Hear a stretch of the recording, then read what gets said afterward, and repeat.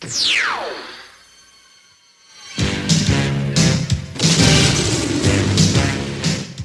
is Flint, and you're listening to G.I. Joe Chronicles.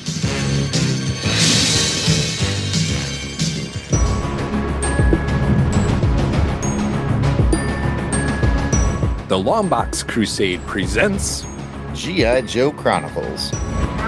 Don't they realize they're dealing with Destro? When I'm through Scuzz Bucket, they're gonna scrape you off the wall to a squeak. Now stop sputtering like a wet toaster and get busy! Welcome to G.I. Joe Chronicles. I'm one of your commanders, Pat Sampson, codename DJ Kristatos, and joining me, as always, is my battle buddy in this operation. It is Jarrod Albrecht, codename Death Pro. Bring that one back. Bring it back. The old drill. You still let that one slip every once in a while, all these years later. Well, what's up, Pat? I just got back from Destro's parachute training. I thought it was parachute training. He officially titled it, I've seen clouds from both sides. I've looked at clouds from both sides now. That's what the name of the class was. Orsted's? Yeah, Orsted's. Or, yeah. Did I say Destro? You did. Oh my god! So I was like, "Wow, you should get no, yeah, it was totally Orsted. They look so much alike, you know. But no, he had a class called "I've looked at clouds from both sides now," and I thought, "Oh, this must be about parachuting because there's some parachuting in today's issue." And I was like, "Okay, let's go do that." And once again, it wasn't terribly related to parachuting. When he's not teaching that class, I actually went to attend. His other class that he had was, how to make these old stinky rations taste good. Oh, he is good at that. Mm-hmm. Yeah, he actually is. Is. He's, because he likes you to look around your surroundings wherever you are. Mm-hmm. You could be in the jungle. You could be somewhere else. And he's like, hey, if you got some stuff around, you can find some shrooms. You can find some fruit or whatever it is in the berries in the wild. Yeah, and just add that little extra, kick it up a notch, That is his strong suit. Yeah. Oh man, just things really tasted good. The weird part, by the way, about looked at clouds from both sides, we had to bring a parachute, but it was just like, remember when you were in like gym class in elementary school and you just like hung out under a parachute? Oh yeah. Yeah, it was a lot like that. Oh, well, yeah. That'd be fun. And then while you're down there, you forage for berries. Or fell asleep. Either way. Not a strict instructor, that Orsted. Oh, in case you guys hadn't figured this out at home, none of this is scripted, by the way. We just make it up. Anyway, all you green shirts out there, if you're still listening, we appreciate it. We thank you for tuning in for the podcast. Welcome to Fort Longbox. We appreciate you coming in here to talk some G.I. Joe comics with us as we chronicle our way through G.I. Joe Special Missions by Marvel on this episode. Next episode, we will return to our coverage of G.I. Joe America's Elite. For this episode, we are back in G.I. Joe Special Missions, the series that launched in 1986. On this episode of G.I. Joe Chronicles, DJ Kristatos and I are rotating in a special ops guest. For this show, our special ops guest is Doug Dello, the Strato Viper. Welcome back, Doug. It feels like you never left. Yeah, it's like just a few minutes ago I was here. Weird. We hope you've enjoyed your time and you have a good bunk in the barracks at Fort Longbox. Because this is your return trip. We know your origin story. You came in through the toys just like I did. Like all the cool kids came in through the toys. And I remember because of this great memory of last month when you were on, you mentioned how you sort of transitioned from Star Wars to Joe. I think that was like, same with me. I have an older brother and it was Star Wars figures and then we transitioned to G.I. Joe. It's just like the natural order of things. And by that point, I'd broken all my Star Wars toys. It was definitely just an easy transition to start buying Joes. And Absolutely.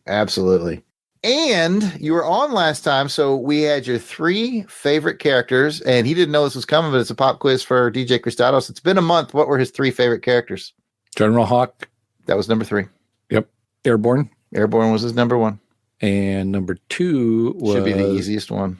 Strato Viper. Got it. Ah! Look at you. Look at the brain on Pat. Yeah. A whole month later. So good. Ooh, Orsted's been giving me that, that mind boost stuff. So he's been making, I put a little bit of that in my morning coffee and I'm good to go. Don't put too much in. Back to our buddy Strato Viper. Since this is your second appearance, we often like to ask people, what are your 3 favorite vehicles? Now, I have to wonder if that Strato Viper love isn't going to translate to some Night Raven, but I don't want to put words in your mouth. 3 favorite vehicles. What do you got, my friend? Well, the number one is the whale. Nice.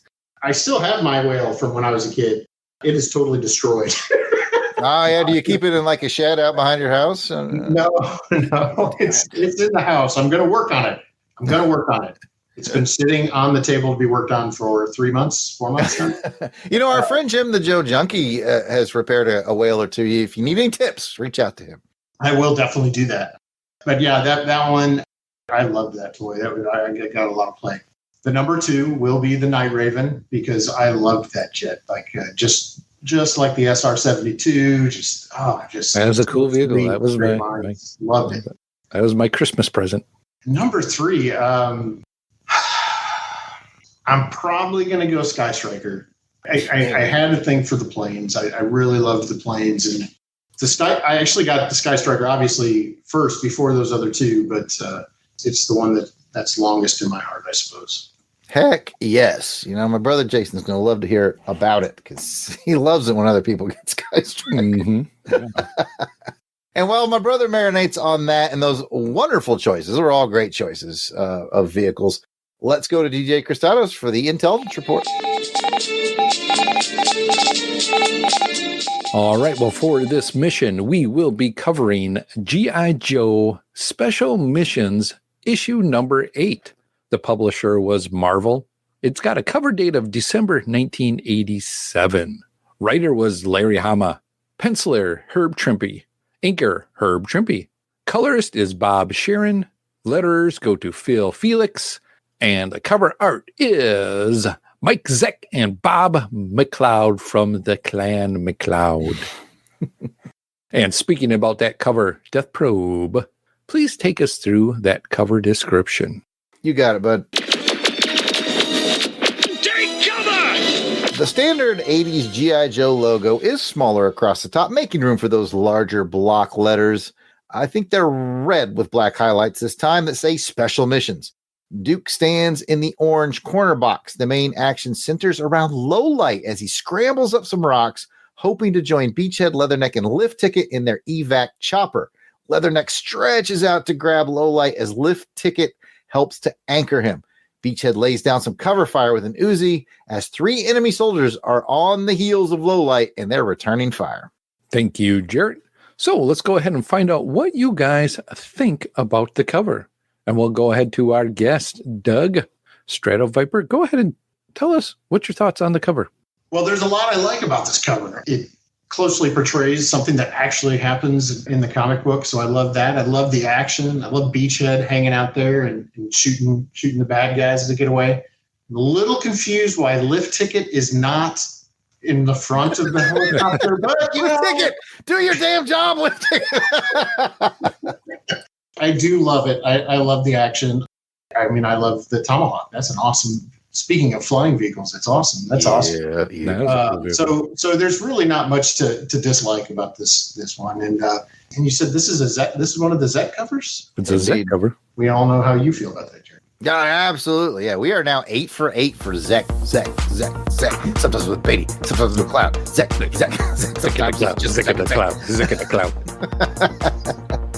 Yeah, we are 8 for 8 on Zek covers for special missions, and I couldn't be happier. Mm-hmm. These are definitely cool to see. Jarrod, what are your other thoughts on the cover? I am largely echoing the Strato Viper on this one. Beachhead being my number 1 G.I. Joe character. To see him on there laying down fire, awesome. Love the facial expressions that Zek chooses. They look very invested in saving Lowlight.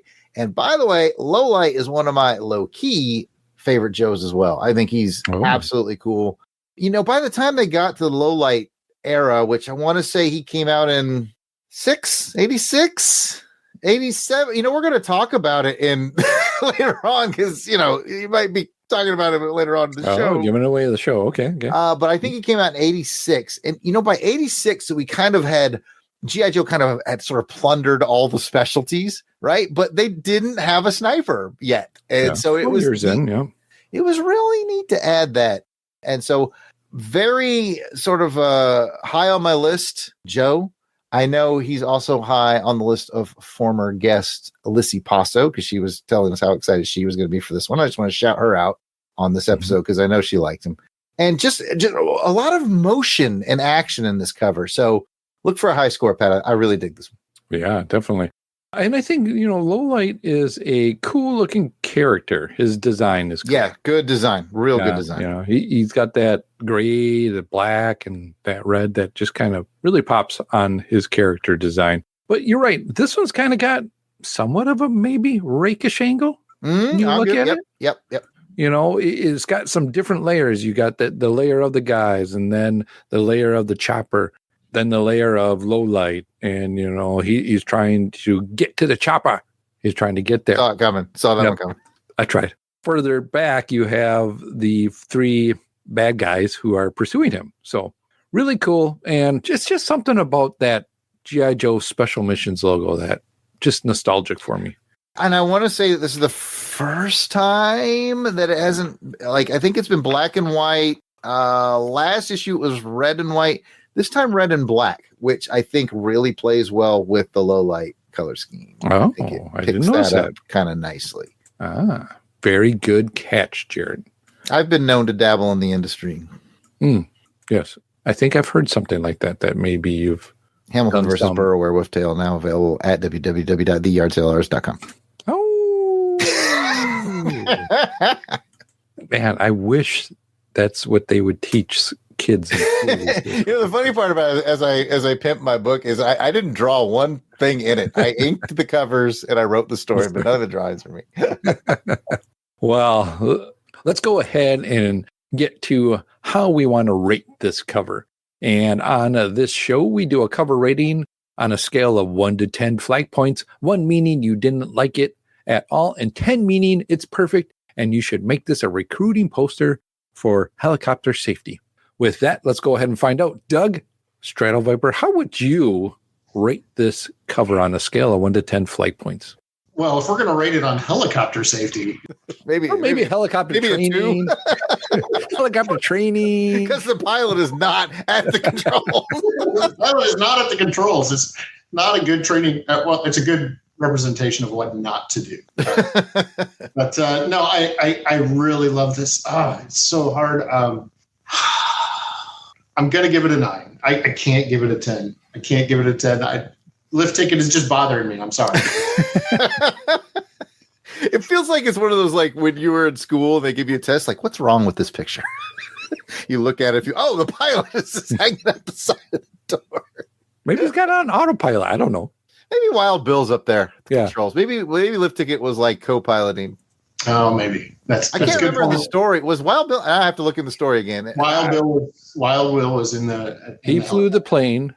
And then, he flew there. That's right. And then it's all coming back to me now. Lift Ticket was in the chopper. I swear to God, listening audience, I did read this comic at some point. All right. Well, Jarrod, tell us, since you didn't read the comic, did you at least look at the cover, and how would you rate it on a scale of 1 to 10? I read the comic. I did. I really did. Oh man, I feel what Straddle Viper's feeling, because he it's a Zek, and it's got Beachhead, my number one Joe. It's got that low light. It's got high energy. You know what? We don't have a limited supply of 10s. I'm 10 in this one. Yo, Joe! I'm gonna 10 it. I in my heart of hearts, I know it's a 9, but that Beachhead and that low light. That's okay. Beachhead being my number one Joe, and low light. I think he's a top 10. If he's not top 10, he's top 15 for me. So, yeah, he's high up there for me. So, I'll go all in. And I'm willing to be a chump alone on 10 Island, Pat. Okay. Well, guess what, Jarrod? You are a chump. All alone at 10 Island. But I'm sure there's listeners. If you don't want Jarrod to be a chump by himself, go ahead. Let us know in the comments if you give this a 10, and just say, Jarrod, you're not a chump. Lissy Passo, he's talking to you. I know that you're going to give this cover a 10. I need to know that I'm not alone on Chump Island. Because I'm 2 cool guys at a 9 on this one. These covers of Special Mission, we keep saying it, but I see the cover. I got a feeling of the story. I know it. just so iconic in my mind. As a kid, when these were coming out, just over and over, you would flip through the box, flip through your stack every summer, doing your rereads. And these were the ones that we would go through. So definitely a 9 for me. A little fun Jarrod fact, and I think I mentioned this to you before, Pat. Special Missions was harder to get when I was in Germany. Yeah. This was the last one that I got before we moved. So from here on in, it's new? All new to Jarrod. Okay. We're talking first reads on from here on in. All right. That's going to be exciting. I'm very excited. Although I think as I flip over, just kind of peeking at number 9, I'm not so sure that's a Zek. We might be out of Zek covers at this point. I'm not sure, but we will find out. We'll all find out together in 2 months. Definitely. All right. Well, with the covers out of the way, let's go back to Death Probe for the story synopsis in our mission brief. Okay, hang in there, everybody. This one's a little complicated. Cobra's stealing the capsule! They're getting away to Water Moccasin! And with him are the evil new Cobras, Firefly, Scrap Iron, and the Baroness.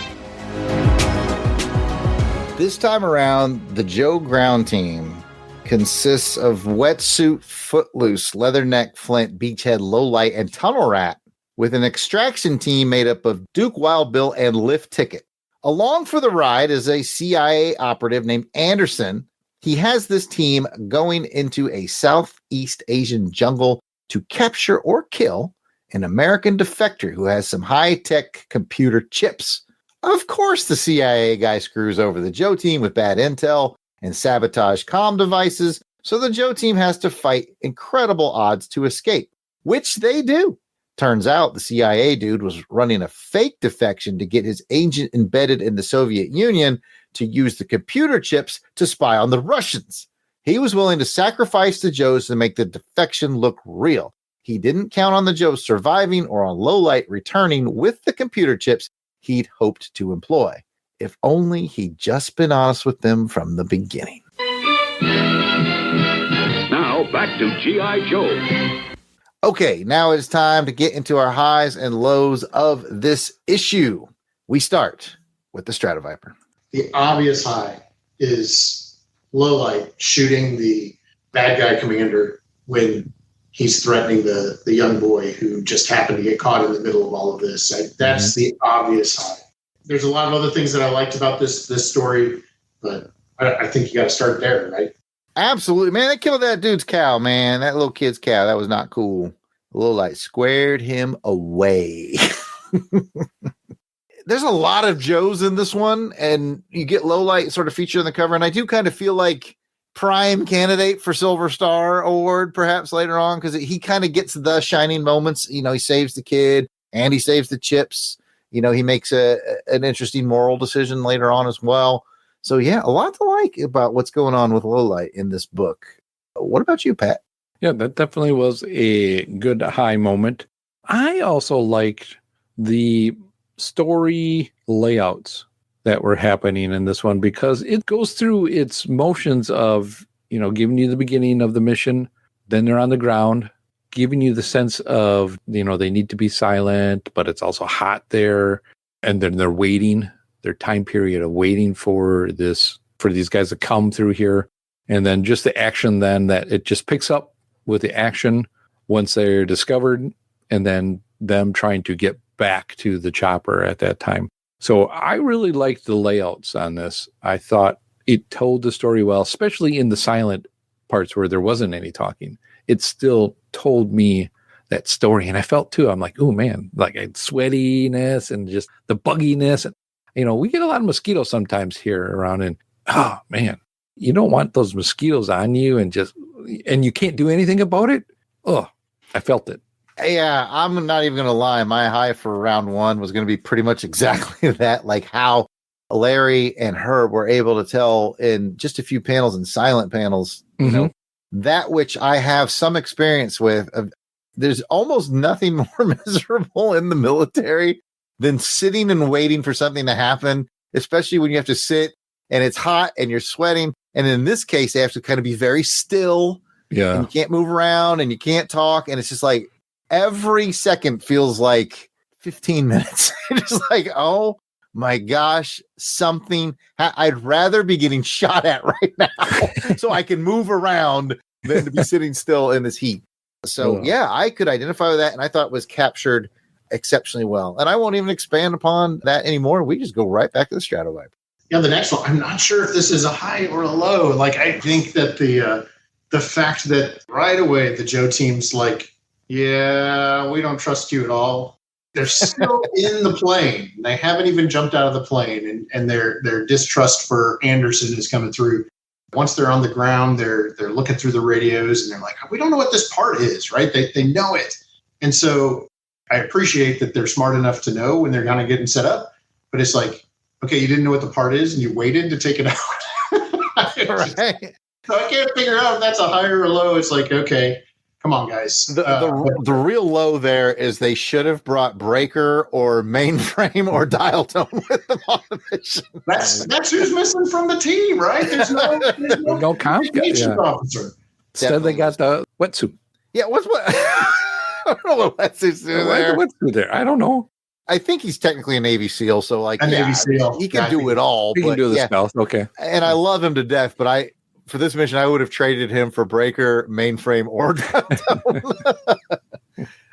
yeah, but I'm with you on that, Strato Viper. Like the immediate distrust. All these guys have been soldiering long enough to know that the minute the CIA shows up, they're not telling you everything there is to know. Something else Jarrod can relate to in his past life. What I like about that is that later on, all you see is the guy just kind of sitting there slumped, the CIA agent sitting in the chopper kind of just slumped. And then Wild Bill goes, yeah, I got him to talk. So, and the Wild Bill, so it's like Wild Bill had some, you know what I mean? Wild Bill must have roughed this guy up. Yeah, I think he beat him with a phone book type of a I think Wild Bill probably took off his hat and just whapped him with his cowboy hat or something. Hopefully lift ticket was at the control.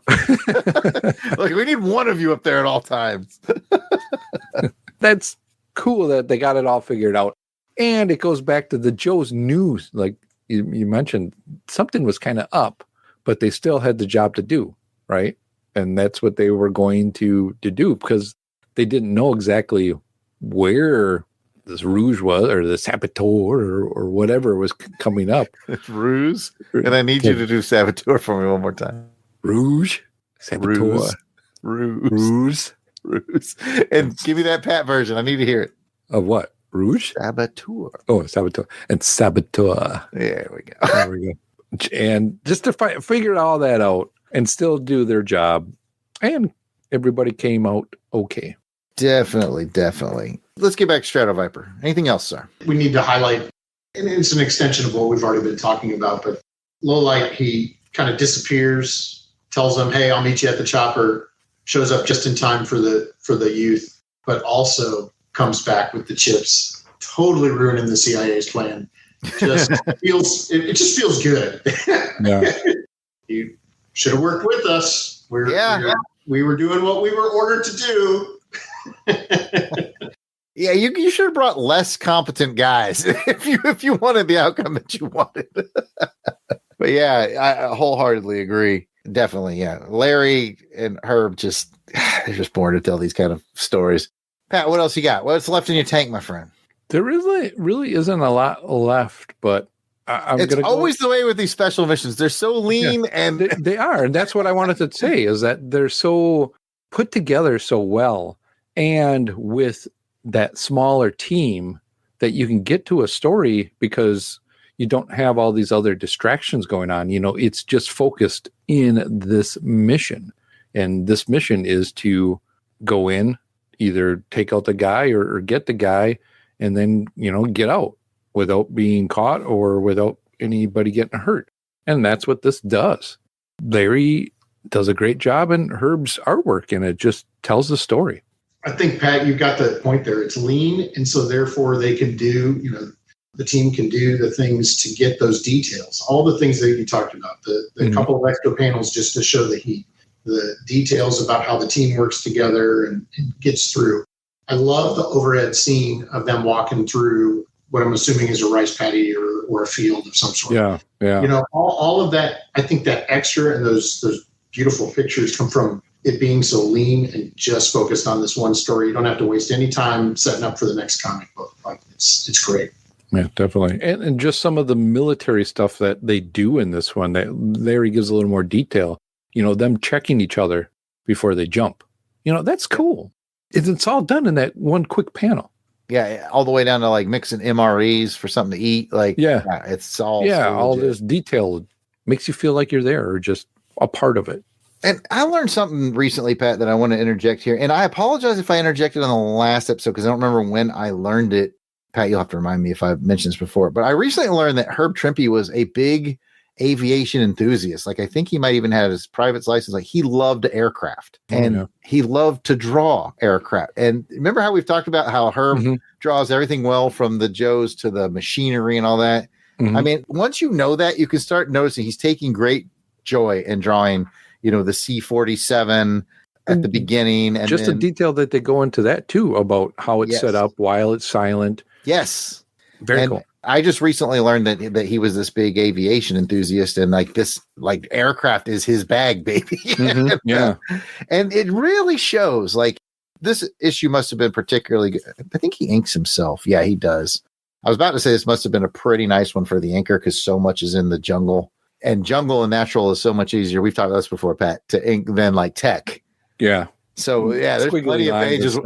Yeah, you can kind of tell when you get into the jungle, like how quick quick squiggly lines, and he probably was able to crank this out pretty quickly, and it still looks great.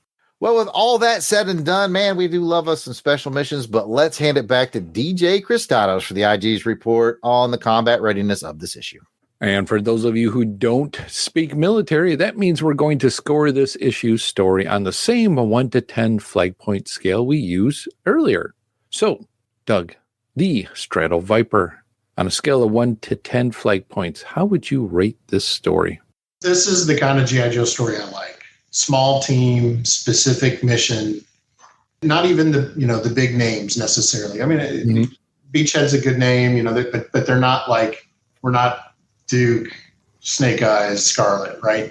And we get to see them do their thing. I just love these kind of stories. So I'm going 10 on this one. This is what I like. Yo, Joe! Awesome. Glad to hear. Jarrod, are you with him on a 10? When I was going through this, I was like, this is very solid. This is a 9. But our good friend Straddle Viper's enthusiasm is really infectious. And like I said, we don't have a shortage of 10s to give out. So 10. Yo, Joe! Yeah, this was a lot of fun. This was good stuff. And I mean, really, how often do we get to focus on Lowlight? Yeah. Who, again, I think is a really cool, underrated Joe. Yeah, definitely. I think they picked a good character for this. And some of the other Joes that were on this mission playing their part, even Flint was in there. So it was cool to see him being Flint compared to where we see him in America's Elite. So I like seeing that kind of comparison. And you mentioned, though, Duke was there. He was in the chopper. You still had some presence of some newer or some bigger name guys, but all in all, a 10 for me as well, too. So that makes it 3 cool guys. Yo, Joe! At a 10 for this one. All right, well, we're not going to just leave it at a 10. It's time for us now to hand out some awards for either a Silver Star medal or a Silver Snake, either for gallantry in action or sneaky snakytude.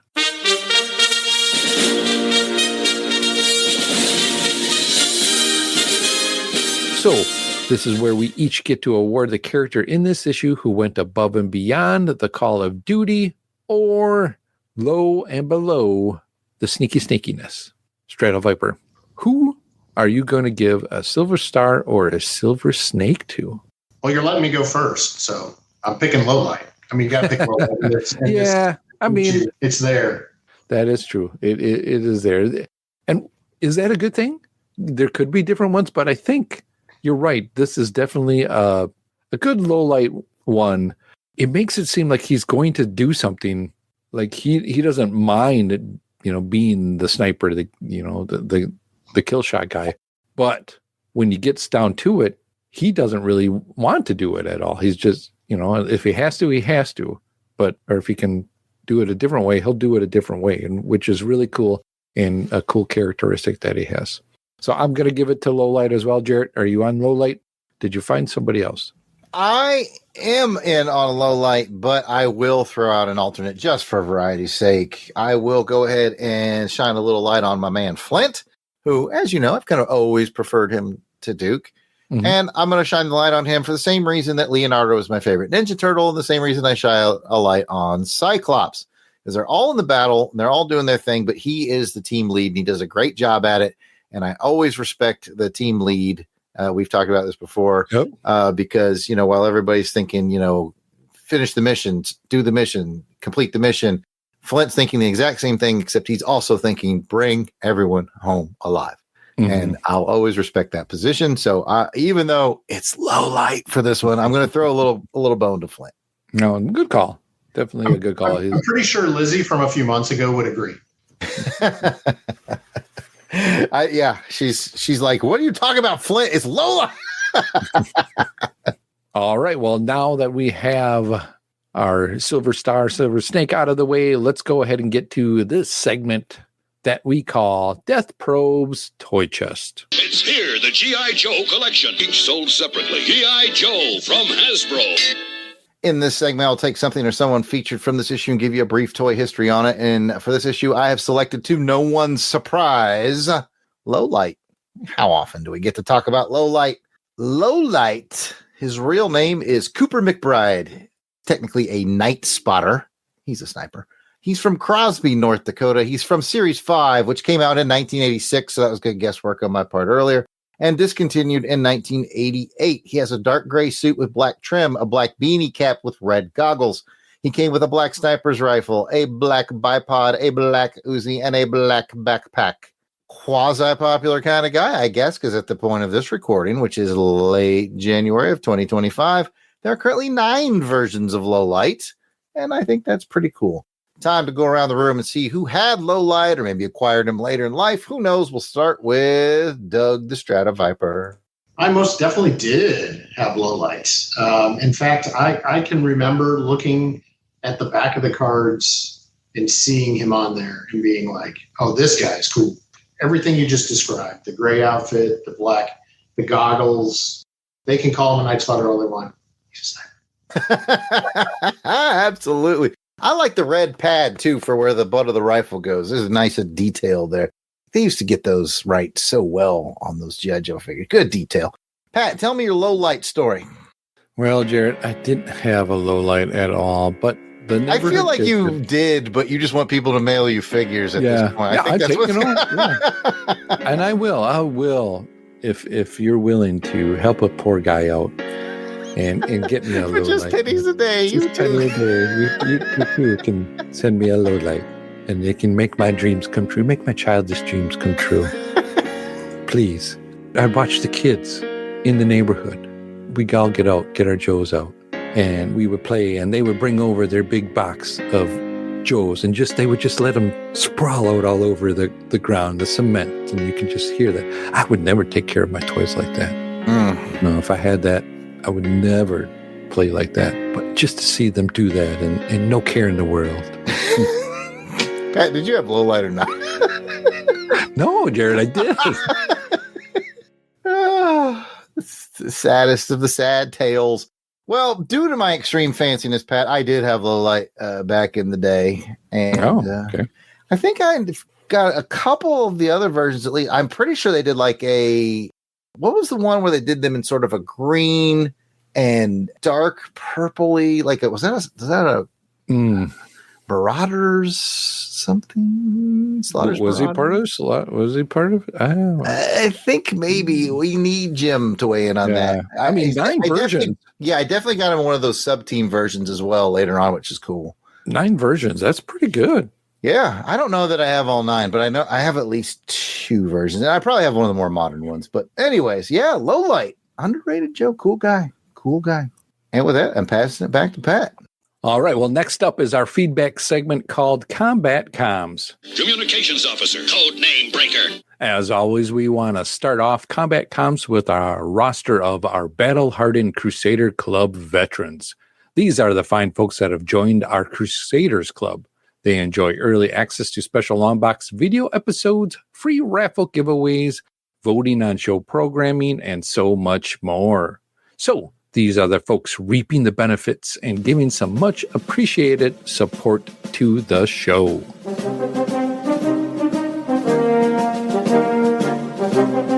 Alan W. Wright. And Helico Wolf. Ow. Oberon Elvis. Bill Bear. Billy D. The man, the myth, the Stratoviper himself, Bradley Dello, codename Doug. Braxton Underwood. Carrie Underwood. Wait, nope, just Carrie. Shoot, I thought we had a superstar. Anyway. Clinton Robinson. Captain Entropy. Clark Westfield.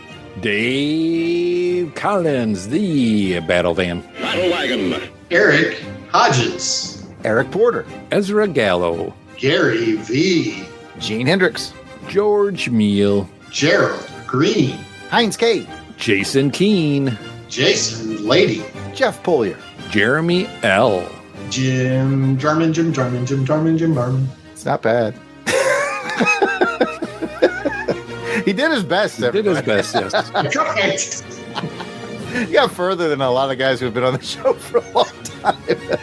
Jim Meal. Joe Man Conan. Joe Thomas. John Watson. Josh Strickland. Candace Ward. Captivating Kathy Bright, the MVP. Matt and Lizzie Passo. Mark Ross. Maxwell Treva. Michael Minton. Miranda W. P.D. Devons. Paul Hicks. Rick of Jeff and Rick Presents. Ronald Easterday. Rob Morgan. Samantha Manning. Sean Urbanski. Spidey 67. Spreadsheet. Steve Cronin. Tim Price. Tony Pennington. And Toronto Cup. If we missed anyone on our list, we do apologize. Please keep in mind that we record these episodes well in advance of release. So if you are a recent addition, we should be adding you soon. But still, don't worry about it. Just let us know that we missed you by sending us an email to contact@longboxcrusade.com and we will get it all straightened out. So you might be asking yourself, how do I become a Crusaders Club member? Well, it's simple. Just head on over to patreon.com and search for Longbox Crusade. For as little as $1 a month, you'll get all the access to the amazing world of the Crusaders Club. So come and check us out. Hey, by the way, we mention this in every episode. We'd love to hear from you and feature your voice on the show. You can call and leave us a voicemail at 707-532-5269, 707-532-LBOX. Pick up the phone. And that will bring us to mission complete status for this episode of G.I. Joe Chronicles. If you'd like to hear more from us in the realm of comic books, action films, vintage TV, movies, serials, and more, check out the entire Longbox Crusade Network. DJ Kristatos, where can they find that? Well, Jarrod, I'm glad you asked. You can find us on much of all the podcasters that are out there, or you can go to www.longboxcrusade.com. We're on X, Facebook, Instagram, and YouTube, all at Longbox Crusade. Just go out and find us. Look up Longbox Crusade, and there we will be. You added us to Blue Sky, too, didn't you? We are on Blue Sky as well. Yes. We're everywhere. And if you'd like to chat with us online, we can be found at... Back to you, Pat. Oh, well, Jarrod, I'm glad you asked. You can find me on the X at Kristatos01. Back to you, Jarrod. Okay. I am on the X, Facebook, and the one I'm not remembering, Instagram. It's at Yard Sale Artists. They're all at Yard Sale Artists. Now, most importantly, Stratoviper, who hung in there and listened to us do all of our or step jokes. Where can folks find you if they like to chat more about G.I. Joe with you on the socials? Yeah, if you want to talk G.I. Joe with me, I am on X as Stratoviper72. You can also find me on Facebook as Bradley Douglas Dello, but very little Joe stuff, more family stuff there. And that is the show. Thank you for joining us for this episode of G.I. Joe Chronicles, and we'll see you on the battlefield next episode, where we will return to our coverage of the 2006 Devil's Due series, G.I. Joe, America's Elite. We're going to be doing number 9. It's called Crimson Not Red Enough. Until then, platoon, fall out. Yo, Joe!